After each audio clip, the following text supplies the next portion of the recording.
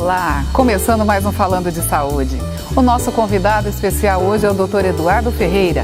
Ele que é ortopedista, atua em Maringá e também em São Paulo.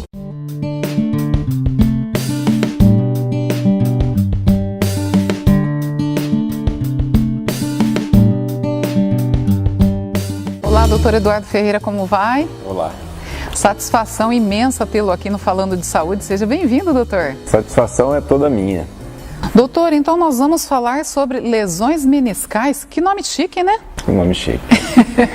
Primeiro a gente tem que saber o que é menisco. O joelho ele é formado por 3 ossos. A parte distal do fêmur, a parte proximal da tíbia e a patela. Ele é mantido no lugar pelos ligamentos do joelho. E dentro do joelho há 2 estruturas de cartilagem, fibrocartilagem, que é o menisco medial e o menisco lateral. São 2 meniscos. Os meniscos eles são importantes para a absorção do atrito, para a absorção da carga, para a lubrificação do joelho. Antigamente a gente não dava muita atenção aos meniscos, não valorizava muito os meniscos, mas essa descoberta da função do menisco e essa valorização tem sido cada vez maior. E, doutor Eduardo, quais são os sintomas de uma lesão no menisco? Toda lesão articular do joelho é basicamente os mesmos sintomas: dor, falseio, bloqueio, edema articular, hemartrose, que são as famosas águas do joelho, e a instabilidade dependendo se você tiver uma lesão ligamentar associada ou não.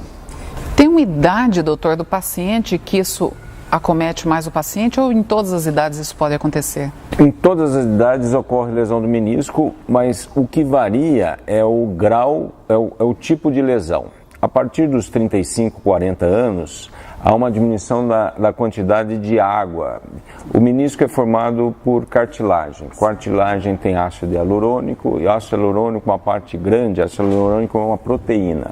Uma parte grande é ligação por água. À medida que a gente vai ficando mais velho, vai havendo uma diminuição de água, as estruturas vão ficando mais secas e começa a ter lesões degenerativas. Então a lesão meniscal do indivíduo jovem geralmente está associada à lesão ligamentar, a um trauma mais importante, e são lesões radiais ou lesões em alça de balde, que a gente chama. As lesões degenerativas, elas ocorrem a partir dos 40, 45 anos, e às vezes o trauma é leve, às vezes o trauma é pequeno, a pessoa vai arrumar uma gaveta e vai subir, torce e faz uma lesão meniscal. Doutor Eduardo Ferreira, e como que o doutor consegue fazer um diagnóstico quando o paciente tem essa lesão no joelho?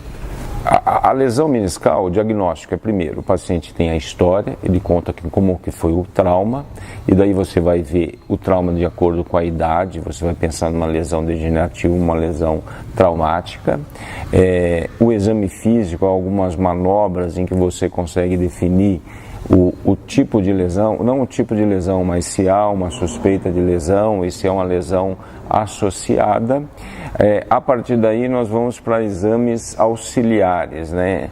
Um exame que usa muito hoje é a ressonância nuclear magnética, e que você consegue ver cartilagem, ligamento, menisco. Doutor Eduardo, e como que é feito o tratamento para o paciente? A partir daqui a gente define o diagnóstico e o tipo de lesão, há alguns tipos de tratamento. Como a gente tem dado um maior valor à preservação meniscal, inicialmente você tirava todo o menisco, 1950, 1960, evolução rápida para o desgaste.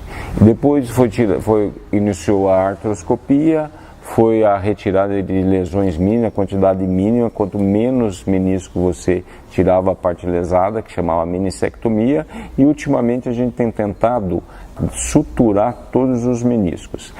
A quantidade de menisco que a gente consegue suturar é baixa ainda, é 10%, mas há uma incrementação nos métodos de sutura, nos materiais de sutura, com uma melhora exponencial no resultado da cirurgia.